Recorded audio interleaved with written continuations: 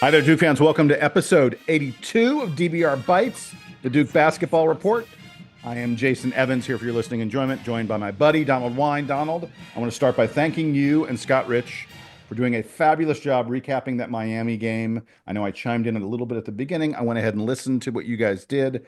I love the way you both dove into the same play, the play of the game, the lob to man-man, and how you each had sort of different takes on how it developed and what it meant. I love it. Great stuff. So thanks for filling in for me.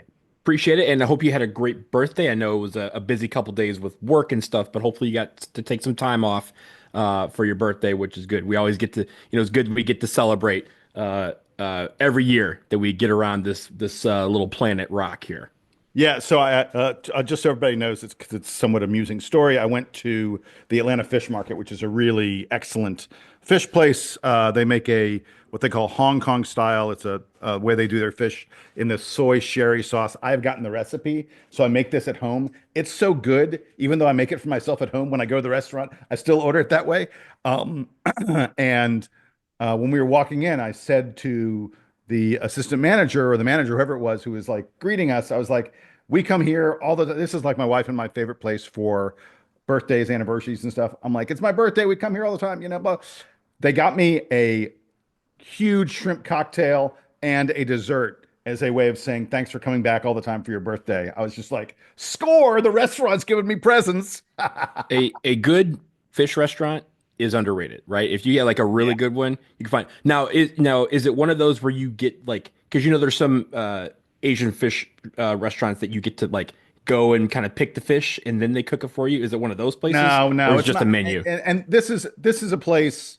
If you really know the Atlanta food scene, people are like, why is Jason talking about this? It's not like considered. There are better fish restaurants in Atlanta. This is just the one that's always sort of suited us. But no, you don't pick out your own. It's not that fancy.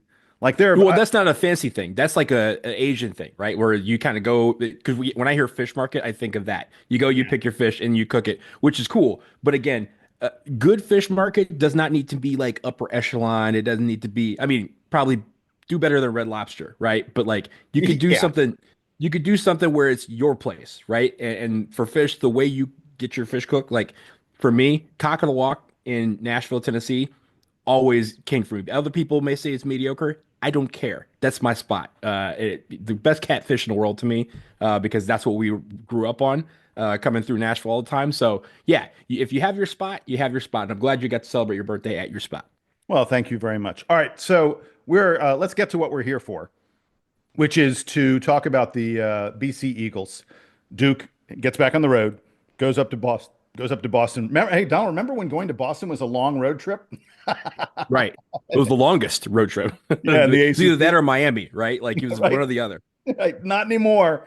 In any event, Duke goes up to Boston in the dead of winter to play the BC Eagles. And Donald, if I may, before we get to your listing of their record and how they've done and the such, I just want to give folks a little bit of a history lesson. I think it's interesting to look at where BC has been and where they are now, because there was a time. I know this can be hard to believe, depending on your age. There was a time when BC basketball was pretty damn good. I know that seems crazy. Bear with me, youngsters. Back around the turn of the century, there was a coach at BC named Al Skinner. And under his leadership, I mean, BC was a real contender in the Big East. And that's a lot of how they got a bid to the ACC in 2006. Over a 7-year run under Al Skinner, they were consistently a top 40 team every year. They had 3 seasons where they were top 25 at KenPom. Skinner then ran into a little bit of a tough patch, and they were only barely like a top 75, top 100 kind of team. They got rid of him. Things have not gone well since then. They brought in Steve Donahue from Cornell. He had worked wonders you remember how good he was at Cornell? He won the Ivy. Mm-hmm. Steve Donahue won the Ivy 3 years in a row. He made the Sweet 16 one year. I mean, he was great at Cornell. 4 years at BC, he was done. They were like never even a top 100 team. They brought in Jim Christian. He lasted for 7 years, which is kind of incredible because the best year he had, they went 7-11 in the ACC. 7-11 was his best year, and he somehow lasted for 7 years, which is crazy because half the time they were winning like 2 games, but somehow they stuck with him. Then they went to a guy named Earl Grant, and this is where they are now. and things are a little changed. Last year they were 8-12 in the ACC. It was far and away their best year, and for the most part, they're just the bottom of the ACC year after year after year. It is this program has not been relevant in 15 plus years, 20 years probably. And it's really unfortunate. I would love for them to be back to being a team that means something, but they really don't. And that means that Duke needs to beat them. Yeah, well, I mean, look, Conti Forum is not necessarily the toughest place to play, but they have beaten us there before, and they've also given us runs for our money in that place. But I also think, when you think about some of the Boston College teams in the past, you mentioned that a lot of them have been mediocre to bad, but they've had some good players on there. And it's kind of the weird thing about Boston College is that you have an Olivier Hanlon, right? Back in Yeah. 2012, who destroyed the ACC, but his team wasn't that great. Jared Dudley, right before BC joined the Big East, like Jared Dudley, Troy Bell, Dana Barros. I remember back in the Man, 90s. Troy Bell was really Troy Troy Bell Bell. was one of the great Big East Wait a second. players. Troy, Like I know ever. this. I know this is a trivia question. Troy Bell is one of like five players, I think, five or six players to have won Big East Player of the Year twice. And the Mhm. others are like Patrick Ewing, just like ridiculous play. Yeah, BC has been great. Yeah, and if you even go back, I remember they had this one guy who you know of, but you don't know of him at Boston College, and that's Scooney Penn. You know Scooney Penn when Oh, he went to really? Ohio State. He started out at Boston College, was Big East Rookie of the Year, and then I think after his sophomore year, he transferred to Ohio State. He was one of the few guys back then that would transfer, so you remembered it. But and then that Scooney Penn and Michael Redd had that run with Oh, Ohio they're State really good. Yeah. where they were really good as a combo, right? I hated it. But at the same time, they've had some good players, but as a team, it just seems like they somehow don't quite fit it together. And in the ACC, over the last few years, it just seems to be where they've kind of bottomed out, and now there's really nowhere to go but up. All right. So, Donald, you need to talk about that record because it is hard to imagine. After watching Duke play in Miami the other day, it is hard to believe that there could be a team in the ACC worse than Miami. But lo and behold, we have the BC Eagles, who, oh my God, are just god awful. Well, their record isn't god awful. They're 9-8. It's I guess you could call that respectable compared to what we just saw in Miami, right? But they're 1-5 in the ACC. And I will note, Jason, as you'll get to a little bit later, but their KenPom ranking 201st, their net ranking 231st. Those are the lowest rated teams in the ACC in both of those rankings. This is a quad four game by every stretch, and the reason why I think is because of the teams they've beat who aren't that many. Their top 10 KenPom wins, there's just one, Boise State, back on November 26th. They have a couple of top 200 wins against Temple, and the lone win they have in the ACC Just really against quick, Miami. just so folks don't mishear, you said Boise State is a top 100 team. Yes, top you said 100. top Yeah. 10. Yeah, yeah. Yeah, Only top top 100 100. win is Boise. And by the way, that's a nice Boise And they're State's a 50, nice win yeah, for them. 51, right in the Yeah. middle. I mean, unfortunately, they'd be in the top half of the ACC with that KenPom ranking. But again, just the one top 100 win, two top 200 wins, and the other ones they have are teams like the Citadel, Loyola of Maryland, Old Dominion, Missouri State, Stonehill, and Fairleigh Dickinson. Any other decent team that they've played, VCU, South Carolina, Wake Forest, SMU, and then of course in conference SMU, Wake Forest, Georgia Tech, Syracuse, Notre Dame, all losses.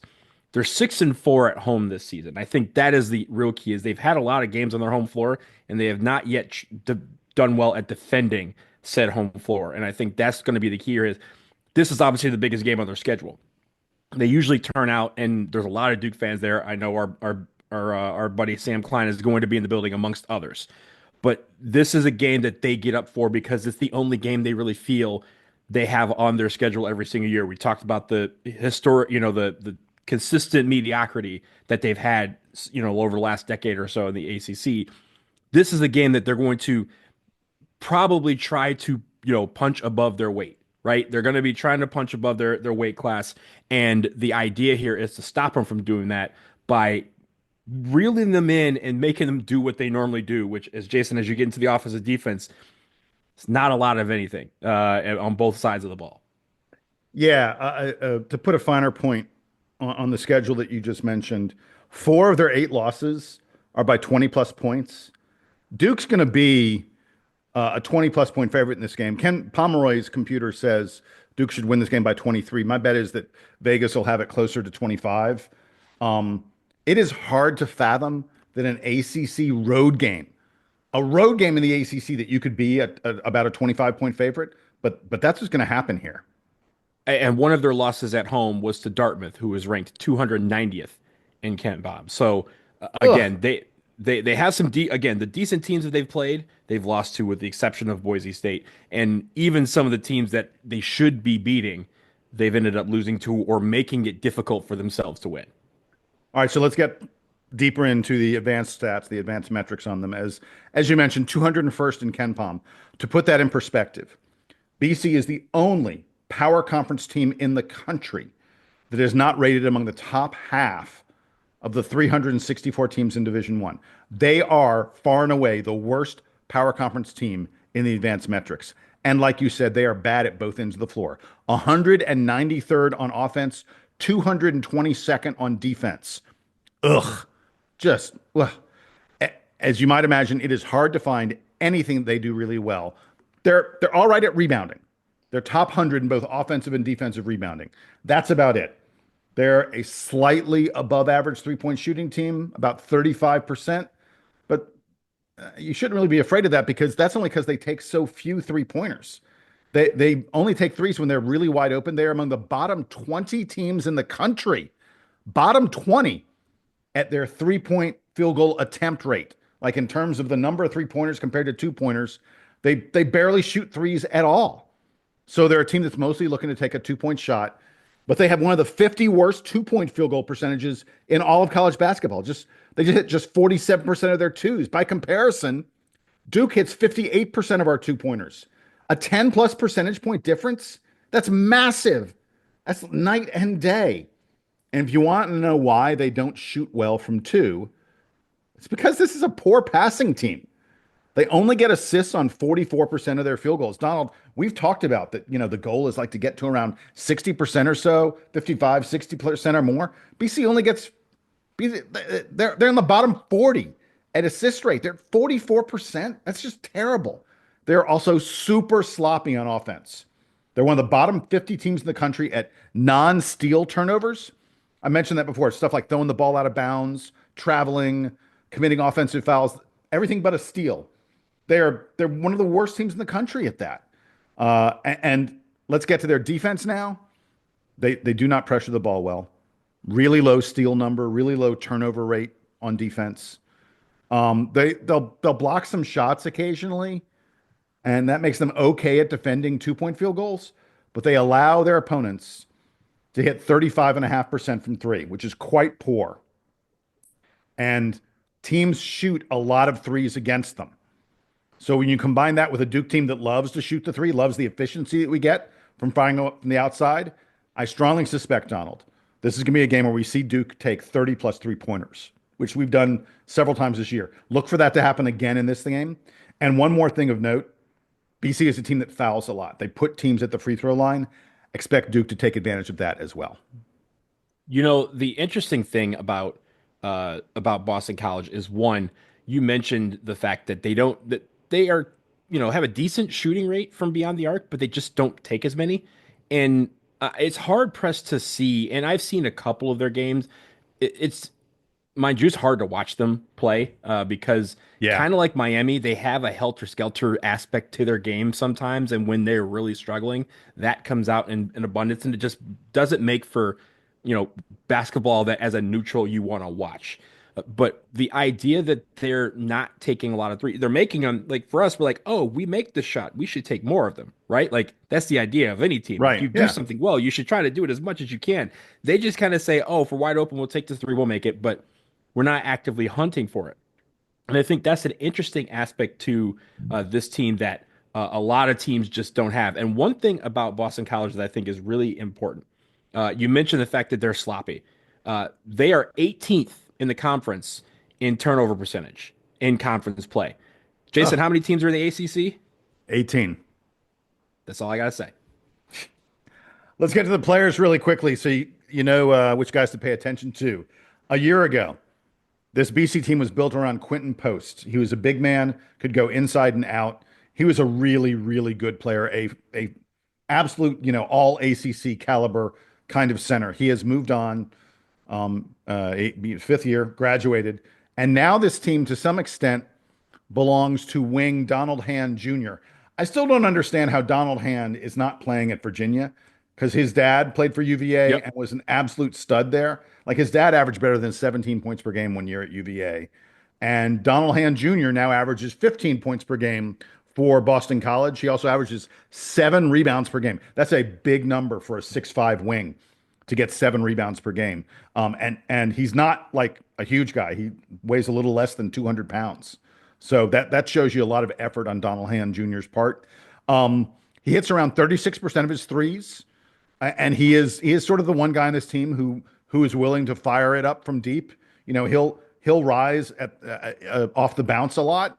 Like he doesn't tend to catch and shoot it as much as he gets there and really takes off and shoots it as a legit jump shot. He will also put the ball on the floor and get in the lane for he uses his body to get sort of fadeaway jumpers and stuff. Does a decent job at drawing fouls and getting to the free throw line. Absolutely, once he gets to the free throw line, lights out from the free throw line. Hits 91% from the charity stripe, which tells you that his fairly decent 3-point percentage is pretty legit. BC has 2 big men who they really work the ball to a good bit. 6'10" Chad Venning is their center in the middle. 6'10", checks in at 270 pounds. Woo! Now, with that size, he's not super explosive, not the quickest guy, but he is a load, and he will throw that weight around to get good post position. He tries to block a lot of shots. I mentioned he's not super explosive, but he'll get off the floor, and he's really a guy who's trying to block shots. As a result of that, though, he's a lousy rebounder. Like, how can a guy who's 6'10", 270 only get 4 rebounds per game? That's like insane. You'd think he'd get 4 rebounds per game just by being in there. But If anything, Jason, if you're 270, you're at least clearing the lane so that your teammates can get the basketball. well, apparently that's what he does because again, 6'10", 270 gets 4 rebounds per game. I don't get it. Their other big man is 6'8", 225 Elijah Strong, who is strong. Unlike Venning, Venning operates almost exclusively in the post. Elijah Strong is willing to go outside. He really likes the mid-range game. He's not going to put the ball on the floor and go around you, but he uses his strength to get to his spot and create some separation. And he takes a lot of mid-range kind of jumpers. Those 3 guys all average in double digits, like 10, 12, 15 points a game. There's no one else on BC who averages more than about 6 points per game.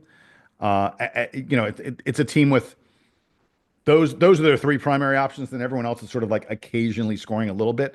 I do want to mention point guard Joshua Beadle, who came over from Clemson. He's moved into a bigger role for this BC team lately. He's been in the starting lineup the past 6 or 7 games.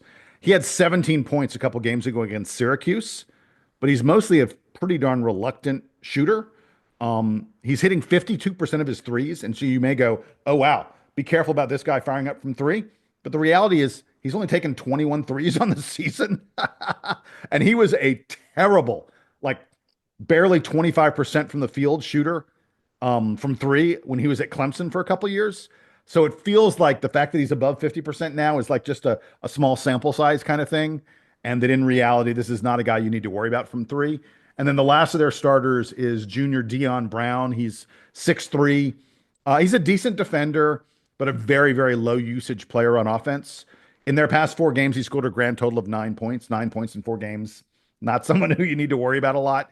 The primary game here for BC is to try and use their size on the inside with those 2 beefy big men, and then hope that Donald Hand Jr. can really go off. And he's capable of that. Although I think he's going to have a really tough time. Probably going to have, say a lot of Tyrese Proctor, maybe Sion James. I can imagine, Duke's going to throw a lot of different looks at him. He's got decent size, Donald Hand Jr. does, but compared to Duke, it's going to be tough for him. Yeah, I was gonna say the size that they have inside is more wide than tall, right? And so it's kind of the whole thing about positioning. We talked about it a couple episodes ago where you have Cooper Flag who can just go get any rebound that he wants. And then you have guys like Kon Knipple and Kama Malwatch. Even with his size, Kama Malwatch, his footwork is allowing him to get more rebounds because he's in a stable position to then go up and explode to the ball. So it's interesting. It'll be interesting battle between that size versus like width size versus height size, and so that'll be interesting. It's always a fun combination when you have guys who can match up well together. Now, speaking of matchups, let's get to a couple things that I've seen from BC that I think we need to look out for in this game. The first thing is we've gotten off to a great start in games lately, especially shooting the basketball. And the idea here is to shoot BC out of it early. And, they haven't been allowing teams to shoot a lot of threes in conference play. In fact, they're number one in the conference play in allowing threes. But the funny thing is, when you're able to get the ball open, which again, as you mentioned, they're allowing teams to just pass on them all the time. If you can get open, then you're going to take these shots. And of course, we've been hitting those shots pretty well lately. Now, the one thing you mentioned that I'm going to reiterate, they turn the ball over.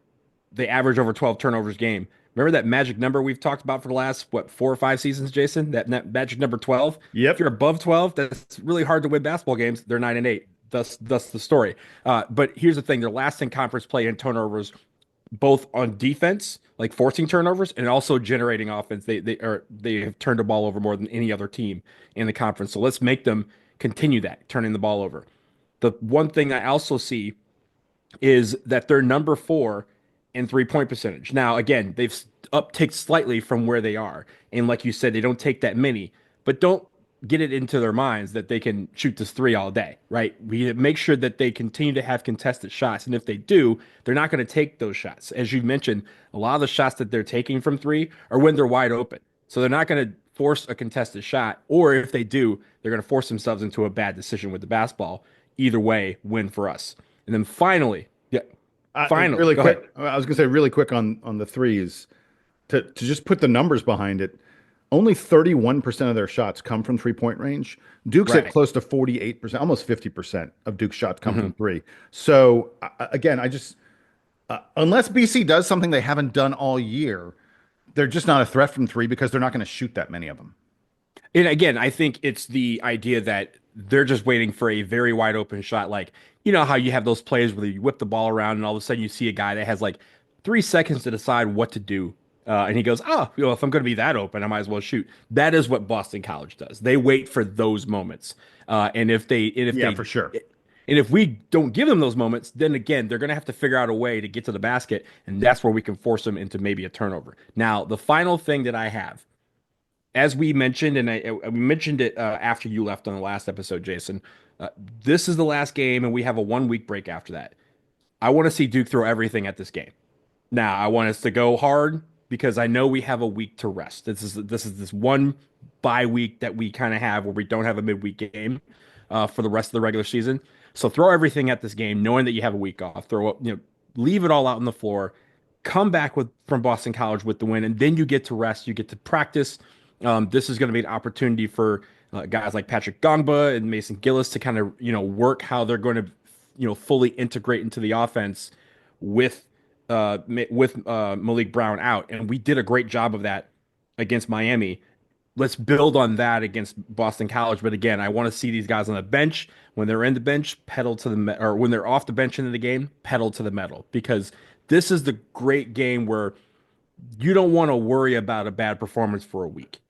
You want to go through those practices building upon a great performance. And if you're able to throw all of what we can against Boston College, as you mentioned, the analytics say it, Vegas probably says it, and I'm saying if we throw everything at Boston College, we will win this ball game, and we will win it very, very, very, very easily.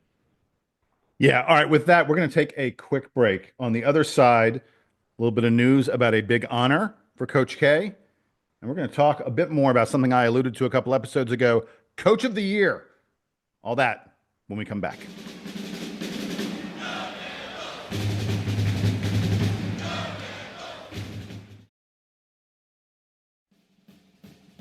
All right, Duke fans, from the football playoffs to college and pro basketball to the rush of hockey, it is all happening this winter, and you can get in on all the action of the sports you love at DraftKings Sportsbook.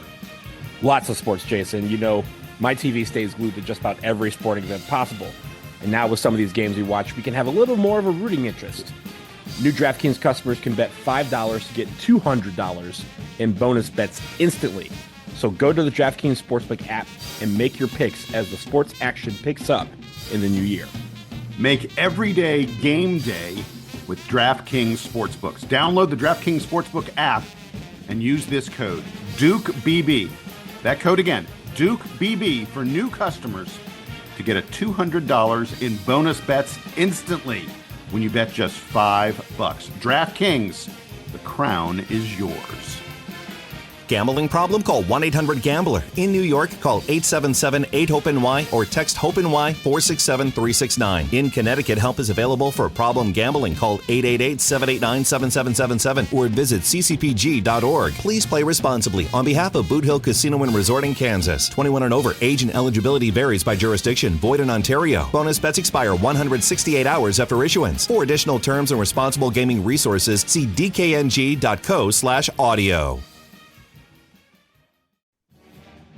Are you trying to spice up your love life with your partner this winter? You know what I'm talking about. Well, Joy Mode is here to help you give that extra boost when the lights go out and that fire inside burns bright. Joy Mode features just 4 simple, proven ingredients. No prescriptions, no doctor's visits, and a straightforward, effective solution. Simply mix the packs with water and feel the effects within 45 minutes. But it's not just about the love life. Daily use of Joy Mode boosts heart health and can help you in the gym or on the basketball court. So, if you're looking to take your game to the next level, visit tryjoymode.com and use code DukeBB at checkout for 20% off single purchases and 30% off subscription orders. That's tryjoymode.com and use the code DukeBB for 20% off single purchases and 30% off subscription orders. Take control with Joy Mode.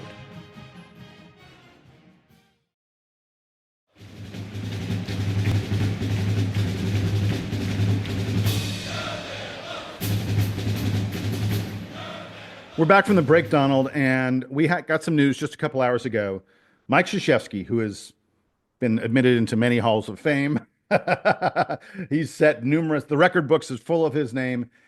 He is adding yet another Hall of Fame to the list. It was announced today that he is going to be inducted into the FIBA, the International Basketball Hall of Fame. This is a very, very big deal. Coach K, of course, won 3 Olympic gold medals. I need to double check. I am 99% sure that that is the most of any coach in Olympic history because America tends to rotate coaches a lot. I don't know that for certain, but I'm pretty sure that no one else has won 3 Olympic gold medals. He also won 2 World Championship gold medals. He won the FIBA Americas Championship, just on and on and on. He was an assistant coach, I believe, on a couple of the U.S. Olympic teams as well. So Coach K, unbelievable, unmatched history of success at the international basketball level. And now he is in the Hall of Fame. I know you had a couple things you wanted to say about this. Go for it, man. Yeah, as you mentioned, it focuses on the international level, and of course, the accolades that you just mentioned, right? The gold medals, the FIBA World Cups. That just tells part of the story. The fact that he was assistant coach of the Dream Team and won a gold medal there. I think 84 as well. Like those things are not. They don't tell the full story about what Coach K means to USA basketball and the redemption that he brought them from when they lost in 2004 and they just had that down period. He's only lost one time as a coach for USA basketball, and I believe if you listen to the Glue guys, Shane Battier and Coach K and the rest have a nice conversation about that one game and how it spurred him to want to grow as a coach. And the idea that he's sitting here, first of all, I say this with everything that Coach K ever gets. What took them so long? Because yeah, exactly. He's just been sitting here chilling for a few years with nothing to do. Give him something to do, and finally he gets this award, which is great. He's going to be in a class with Pau Gasol, Andrew Bogut, Don Staley. Those are, of course, 3 the Huge terrific, names, terrific yeah. Olympians, huge names on both, American, NBA basketball, American basketball, WNBA, college, coaching, in the case of Don Staley. But man, what a great honor. And again, it shows, it doesn't bring to full light what Coach K did to bring USA basketball back from the brink, which admittedly for USA basketball is a pretty high bar compared to the rest of the world, right? We were losing games, and all of a sudden we said no more. We bring in Coach K. He rights the ship. He gets people back involved in the program, of which a lot of players had walked away from USA basketball, and he reinvigorated the passion for these guys to want to play, to represent their country in Olympics. This Coach K's foundation that he built is why we had that incredible moment in Paris last summer with Steph Curry hitting 4 threes in the span of 2 minutes to win the gold medal for the United States. We don't have that if Coach K doesn't instill that kind of passion for, hey, we lost the game. We can't do that anymore. We need to get back to our roots. Everybody who's really good, let's get on this and let's make sure this never happens again. That is what Coach K brings to the table, and I'm glad that he's finally getting recognized for his international success. And as I mentioned, this comes way too late. But I'm glad that he's able to travel to Bahrain in May to hear his name go into the FIBA Hall of Fame. Yeah, they're doing the induction ceremony in Bahrain. By the way, do you know where the FIBA Hall of Fame is located? It's in Switzerland, I think, right? Oh, you're good, man. Yes, it is at the FIBA House of Basketball in Mies. Switzerland. I'm not sure. Mies. I think it's Mies. Yeah. Yeah, Mies. A lot of Hall of Fames in museums, like the Olympic Museum is in Lausanne, which I believe is right down the road. Yeah. Because I know there's been times where they've gone to FIBA World Cups and Coach K was like, let me take you to the museum. And everyone's like, we're going to a museum. And he's like, see, these are the gold medals that they have, the 1972 gold medals. Yeah. Or, I'm sorry, the silver medals. And they're like, here's what our legacy is here. And this is what we said would never happen again. So when we go out here tomorrow, I need you to beat them by 40. Okay, cool. And just use it as motivation. So yeah, first of all, I was, as a result of this happening, I did a little bit of a dive into the FIBA Hall of Fame. It was built in 2013. It's supposed to be incredible, like really high tech, great exhibits. This is where you can go and learn about Oskar Schmidt, Drazen Petrovic, Arvydas Sabonis, 3 guys who a lot of you listening to this podcast have never heard of, who are unbelievable, incredible basketball players. You need to watch a little bit of Oskar to really appreciate what great shooting is like. And it's also worth noting, Coach K, there've only been it's like 23, 25 Americans admitted into the FIBA Hall of Fame. It is not a big number of people. So this is a big deal for Coach K. And I also discovered something. There is only one team in history that has been admitted as a team into the FIBA Hall of Fame. Do you know which team it would be, Donald? Admitted as a team. Yes. Is it 2000? Or I'm sorry, no. I'm gonna go. It's not the Dream Team because that seems easy. It is. It's the 1992 Oh, it is. Okay. Dream Team. That was super easy then. Yeah. Yeah. The I try to 1992 overthink Dream Team. it. Yeah, with Christian Laettner, and Coach K was an assistant on that team. So technically he's already in there. But yeah, Bird, Jordan, Magic, Barkley, Patrick Ewing, John Stockton, Karl Malone, and so on and so on. Incredible team. That's the only team there. But yeah, someday, if I ever make it to Switzerland, that's one of the places in this world I haven't been. I want to check out the FIBA Hall of Fame, and congrats to Coach K on making it there.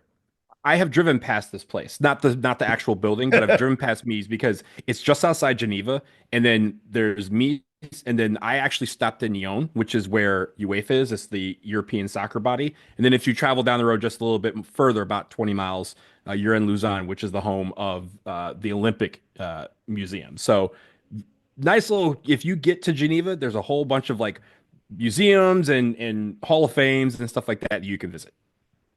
So I want to move us on to another topic very quickly before we go. As I mentioned a couple episodes ago in the podcast, I was talking about the fact that John Shire had gotten rid of is the wrong kind of word, but John Shire had found a way to ensure that Cooper Flagg was the guy who was initiating the offense for Duke, and what a genius move that was, and that he had sort of cleared the deck for it to be Cooper Flagg as the primary offensive initiator, and that I felt that the way Shire was using freshman, unlike other teams, the way he was utilizing Cooper Flagg and had built this team around Cooper Flagg, that Shire deserves to be in the Coach of the Year conversation. I want to highlight one other thing about that before I get to the Coach of the Year conversation. One of the other things that is happening here at Duke that is really unusual this year, over the years, Duke's calling card has been our offense, not our defense. If you look at Duke's Final Four teams from 2010, 2015, and 2022, obviously two of those won the title, but our three most recent Final Four teams, sort of during the John Shire era, because he was a player or an assistant on all three of those teams. For the most part, those teams were really built around offense. In 2010, we were number 1 on offense, number 5 on defense. So a really good defensive team, but still number 1 on offense. In 2015, and these are KenPom numbers from after the tournament. And post-tournament numbers are always going to be skewed a little bit. So think about where the teams were at mid-season and such. In 2015, they were number 3 on offense, number 11 on defense. In 2022, the Paolo Banchero team, Coach K's last number 1 offensive team in the country, we're number 49 on defense. I looked at Shire and the 9 years that he was an assistant at Duke before he moved into the head job. That team was ranked, in those 9 years, Duke was ranked in the top 10 on offense in 8 of the 9 years. The 2021 COVID year was crazy. We're just going to forget that thing even happened. Duke was basically a staple as a top 10 offensive team in John Shire's time as an assistant coach. They were only in the top 10 on defense twice in those 9 years. And in 5 of the 9 years, they were outside the top 40. So John Shire comes into this job at Duke, and all he has experienced in his career is teams that are great on offense. They're good, they're fine, they're okay. They're not great on defense. And this year, John Shire flips the script completely, goes into the transfer portal and picks up guys, every single one of them known for defense, defense, defense, defense. That is what these guys do. And that's who he brings in to build the foundation of this year's team. So I think all of this is proof that John Shire is zagging while everyone else is zigging, and that he's now made Duke the betting favorite. We may not be number 1 in the polls, but you go to Las Vegas, you want to make a wager. Who's going to win the national title? The betting favorite is the Duke Blue Devils. So the funny thing is when you think about his first 2 years as head coach, our defensive rating at the end of the season, 16 and 16. So we've shown consistency. Right. As you said, the fact that we have had, those teams in the top, 10 in offense, it seems all the time every year, which makes sense, right? We're usually getting the top recruits that are more of an offensive minded recruit, right? We're getting the guys who score 20, 30 points a game in the hopes that they can score 15 to 20 in college and then, move on to the NBA. Now we're getting guys like as a Cooper Flagg, who obviously is leading in everything. But there's also guys who like Kamen Malach, who were not recruited for their offense. They were recruited because of their elite defense, because he wanted to build this defensive juggernaut that could generate offense. Exactly. Yes. All right. So Seth Davis, former Dookie, has this blog, whatever thingy he does called Hoops HQ, and he lists his top 10 Coach of the Year candidates. We're basically at midseason, early January. He's saying so far, based on what we've seen at this point of the season, here are my 10 picks for Coach of the Year. Now, look, we all know Bruce Pearl of Auburn is going to be number 1 on the list. Auburn's number 1 in the polls. They were only around 12, 13 in the preseason polls. They've been great. Full props to Bruce Pearl. I'm not surprised that someone would have Bruce Pearl number 1 on their list. But let's go through the rest of Seth Davis's top 10. Number 2 is Mark Pope at Kentucky. Mark Pope took a blue blood that lost a lot of players and managed to, Mark Pope, I think, is doing a very nice job. I don't know why you would say it's a better job than what John Shire's doing, but okay, fine. Mark Pope's number 2. Pat Kelsey at Louisville's number 3 on the list. Again, complete rebuild there at Louisville. And he's got them in the top 50. Congrats on being in the top 50, Louisville. That's number 3. Todd Golden at Florida. Another good choice. Chris Beard at Ole Miss. How many SEC teams are we going to have in here? Jared Calhoun at Utah State comes in at number 6. Dusty May, revitalizing Michigan, at number 7. Brad Underwood at Illinois. Illinois is having a very nice season. Mike White at Georgia. Georgia usually is not that good. Mike White's made them good. And number 10 on the list, Ed Cooley of Georgetown. John Shire isn't even in the top 10. I want to be clear. All those other guys are doing a very nice job. It is a joke. It is laughable. It is insane that you could put together a list of 10 coaches who are doing a great job and not select Jon Scheyer, who recruited the #1 class in the country, who has built a team around freshmen in a way no other coach in the country is doing. If you ask any other coach in the country, would you rather a 23-year-old fifth-year senior or a freshman? There isn't a single coach who will even dream of taking a freshman. Jon Scheyer is building a team around 6 freshmen, 3 of whom are in his starting lineup. Jon Scheyer's completely changed the way Duke performs on the court, turning us into a defensive juggernaut. Jon Scheyer's taken one of those freshmen and turned him into the favorite for National Player of the Year. Jon Scheyer's taken a team that was like number 8, 9 in the preseason polls and has them as the betting favorite. And he's not even in your top 10. The same kind of thing used to happen to Coach K. People see the letters D-U-K-E and they go, yeah, of course the team is good. It's not a good coaching job because that team's always good. Newsflash, it is not easy to always be good. It's not easy to always be Duke. Ask Villanova. Ask Georgetown. Ask tons of traditional, ask UNC.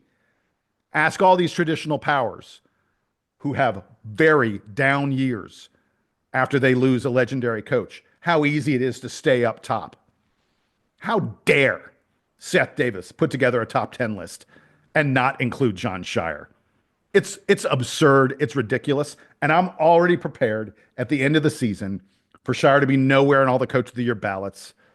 And it just shows how stupid these awards are, that no one's going to recognize what I think goes alongside. Like, I'll give all Bruce Pearl his flowers, but Duke is at Jon Scheyer is at worst #2 in the Coach of the Year rankings right now.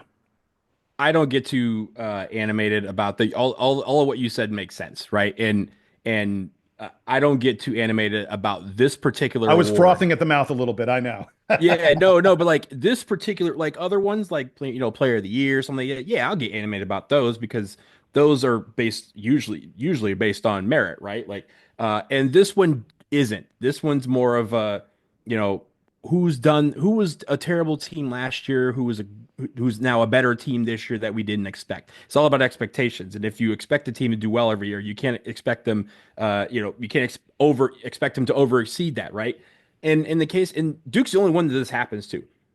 In that list, you mentioned a couple of blue blood teams, right? Like you mentioned Kentucky, who turned over everyone. Guess what we did? We only have 2 guys coming back that's in our main rotation from last year. So we have the same type of deal here, right? We just didn't change our coach. Yeah. And the coach, it's not that we changed their coach. They didn't change their coach. Yeah, sure. Calipari resigned to take over somewhere else, but he was, we talked about it. He was forced out. They didn't want him back.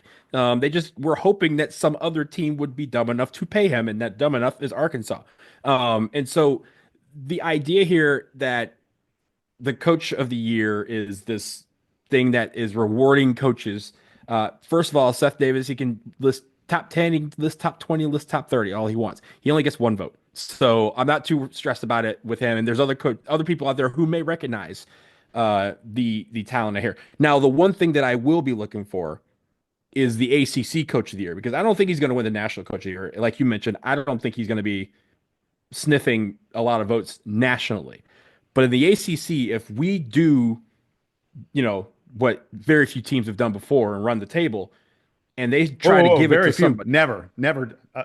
20-0 has never been done in the ACC. I'm not just talking about 20. I'm just like run the table, right? Because back at 99 team went. Of course, there were fewer games to play in there. But if you run the table in the ACC and you try to give ACC Coach of the Year to somebody else, that's when I will have a problem.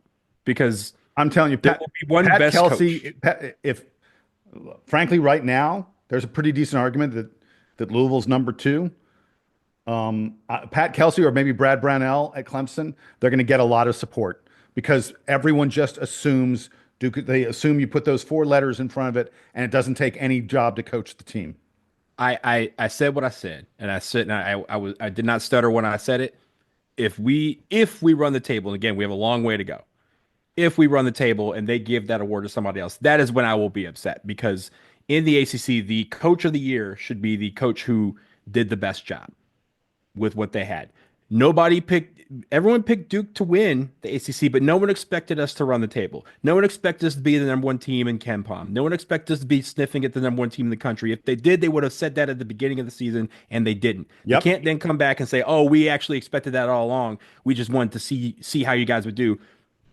We have it on this show. We record everything. It's all in audio for you to hear. We knew this team was going to be good at the beginning.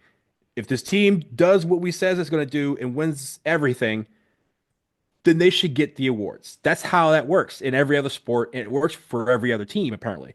So, again, I don't get too high on the National Coach of the Year because, as you mentioned, Coach K probably should have won it 15 more times than he did. Jon Scheyer is not – if Jon Scheyer goes through this whole thing and we get a national championship, but no Coach of the Year, I'm sure Jon Scheyer will be happy about that. But at the end of the day, the one that I'm going to hang my hat on is if I'm not trying to jinx anything here, if we run the table and he does not get ACC Coach of the Year, that will be a bigger travesty than him not winning National Coach of the Year. Yeah, I was going to say, to me, the reason I care about this is because Jon Scheyer is fairly new to the job and took over for a legend. And I think giving him his due, recognizing what he has done, is something that really, really matters. Look, we talked to Jordan Brenner the other day. Folks, if you haven't listened to our conversation with Jordan Brenner from just a few days ago, if your feed is busy and you didn't get to that, go listen to it because everything on it is still absolutely relevant today. But we talked to Jordan Brenner about the fact that Duke's offense is running at a different level than what it did under Coach K. That's not an insult to Coach K. Coach K would let guys cook. Jon Scheyer's doing something that's more structured and more difficult to teach as a result. But I just want Scheyer to get recognized. And you're right. I think part of it is a little bit of trauma, so to speak, from the fact that Coach K didn't win a single National Coach of the Year award in the final 22 years of his career. I mean, it's ridiculous. It's absurd. Didn't he have one of those named after him? Like, didn't he have a coaching award named after him that he only won like once? It's like the Gordie Howe hat trick, right? Gordie Howe hat trick, a goal, assist, and a fight. Gordie Howe achieved that literally one time, and it's called a Gordie Howe hat trick, right? But at the same time, there's a lot of stuff that Coach K has named and stuff, and there's awards that are named after people who actually didn't win them. But I'm wondering if Coach K has an award named after him that he didn't actually win. Because that would mean the thing. But I get what you're saying. The respect is not there for Jon Scheyer, and it absolutely should be because of the job that he has done this year with this team. Even we didn't fully expect this, right? We expected our team to be good, but we were like, when we picked the stats game, we weren't talking about running the table in the ACC and things like that. We picked us to stumble a little bit. So like the fact that is on the table and that is a possibility, with a non-zero chance. Speaks to how he has put this team together, how this team is working under him. And by God, I hope that continues because it's been fun to watch above all. Yeah, it's worth noting in the ACC, other than Notre Dame somehow managing to outscoring Duke by like 14 points in the final 3 minutes of the game to turn a 20-plus point laugher into only an 8-point win, Duke has 20-plus point margins of victory in every single other ACC game. This team is quite literally like not being challenged. Actually, sorry, Louisville, we only beat Louisville by 11. So double-digit margins of victory in every single other ACC game. It's been very, very impressive. I think that if Duke, and it's a long shot, if Duke manages to run the table and win the ACC, he will win ACC Coach of the Year. I just think that at this point, it's a crime that he's not even higher on the national lists. Let's start by running the table on Saturday night against Boston College. And shout out Sam Klein because Sam Klein will be in the building representing us at that game. So when Sam's in the building, I feel like good things happen. So I'm going to end with that. Yeah, make sure you all tune in over the weekend because for our recap, Sam will join us. He has promised. We got him a press pass so that he can see the game. He needs to come here and act like the press. Duke even asked, like, is he still part of your crew? Yes, he is. Yeah. Right, exactly. All right, with that, for Donald, for Sam attending the BC game, I'm Jason Evans. Let's go beat those Eagles on the road up in cold, frigid Boston. Here's the Duke band. They're playing us out and taking us home.